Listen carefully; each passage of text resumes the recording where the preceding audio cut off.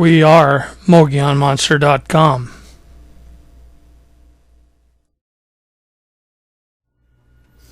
Welcome to Bigfoot Research, the 23rd of April, 2013. Day 3, a trip to the edge of Spooky Valley, Part 1. Okay, I'm headed down into that area down there. It's a nice little meadow. I'm going to be checking on the apple trees that are down in here. See how they're doing. It was about a year ago since I was in here.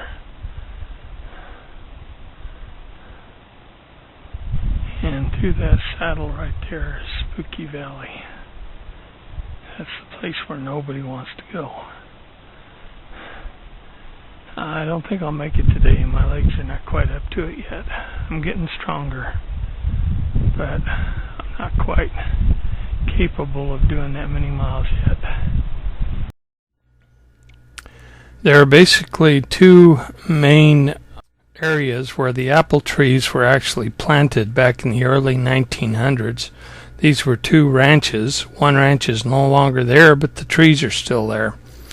Over the years, these trees have migrated, and I was noticing a pattern as I was tracking the trees as in my Bigfoot Garden of Eden project.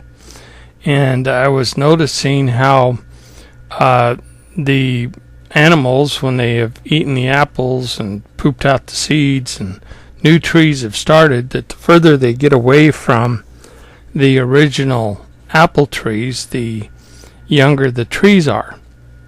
So I begin to wonder if there's a possibility that these trees could be linked along a trail or a migration trail that the Bigfoot might be using to get from one hot spot to another hot spot within Arizona. Arizona has like 5 or 6 hot spots that I know of. So I decided to start tracking the growth of these apple trees. I'm now approaching the area where one orchard was planted and the ranch no longer exists. That's the stump where I'm going to leave some offerings. I do that every year after I make a nuisance of myself up here, trying to call them in. And usually when I do that, the next night they're down to see me. So I'll be over there shortly.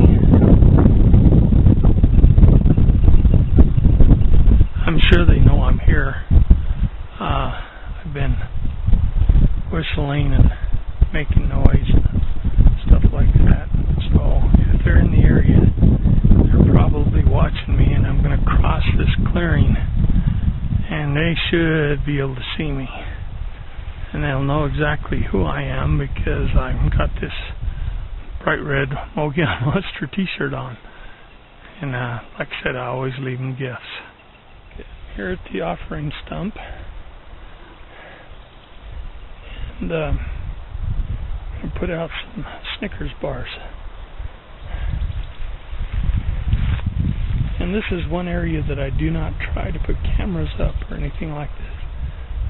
This is kind of like a no-trick zone or a trust zone, to where I basically don't pull any tricks on them so that they know who I am, and I mean them no harm. I'm going to do a little bit of whistling.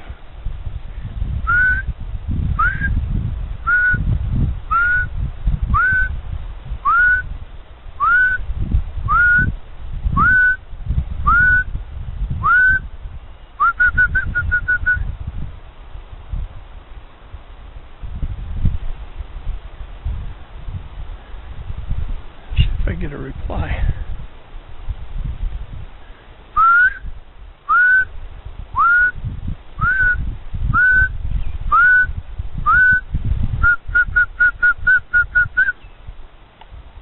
Oh, tree knock. Back where I came from. sounded like about right. Oh, there one, honey. Another one.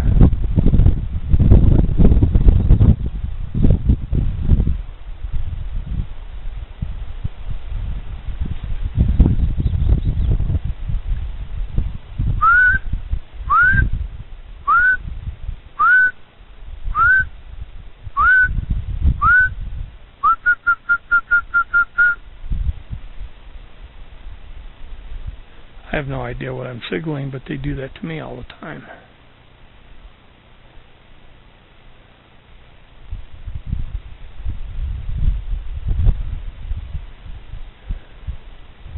Two tree knocks.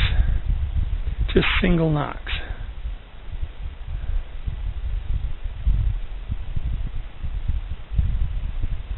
Well, I'm going to put out the Snickers bars. I was just marking down the GPS points in my tree stump here.